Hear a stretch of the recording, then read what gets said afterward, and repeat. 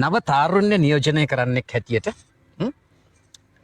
මේ නව තාරුණ්‍යට දෙන්න තියෙන පණිවිඩය මොකක්ද? පණිවිඩයක් තියනවද ඔයාට දෙන්න? ඔව් නෝ ඇත්තටම දැන් අපි සෝංග්ස් වලින් ආර්ට් වලිනුත් ඒ පණිවිඩය දීගෙන යනවා. ඉතින් මම සොසයිටියට කියන්නේ මේකේ ඇත්ති තරම් ඔපචුනිටිස් තියෙනවා. වෙනස් මූඩ් එකක හිතුවොත් ඒ වෙනස් පාරේ ඇත්ති තරම් දුර ගිය හැකියි. තමන්ගේ ටාගට්ස් වලට ඇත්ති තරම් යන්න පුළුවන් ඒ වෙනස් පාර තෝරාගෙන හරියට ගියොත්.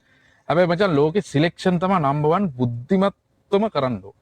ඒ සිලෙක්ෂන් එක හරියට කරලා ඒ පාරේ යමල්ලා කියලා අපි සෝංග්ස් වලිනුත් කියනවා. ඊට අමතරව මම කියන්නේ අපිව පාස් කරගෙන යමල්ලා කියලා. මොකද අපිට වඩා දක්ෂයෝ අපිට බාල පරම්පරාව ඉන්නවා. ඉතින් උන්ට පුළුවන් අපේ සෝං එකක් දැකලා වුණත් ඊට එහා මාර දේවල් ටිකක් කරන්න. ඉතින් අපි එහෙම හිමීට සින්දු ටිකක් සොසයිටියට අතාරමින් ඉන්නවා.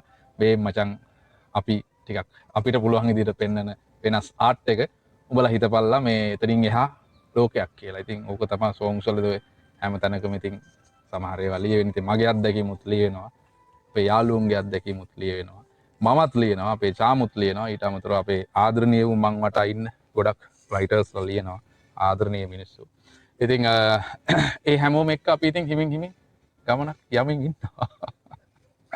මොකද වටිනාකම දෙන්න පුළුවන් වෙලාවට අපි හැමදාම මේ ඉතාලියානු ශිල්පීන්ට වටිනාකම දුන්නා. මං ආසයි ඔයාගේ ඔයා කැමති නම් විතරක් ඔයාගේ සමීපම පවුලේ ඉන්න අයගේ පුංචි විස්තරයක් කියනවා නම්.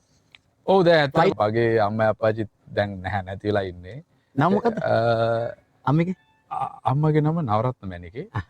අප්පච්චිගේ නම ජයසේන. වෙනස් නමක්.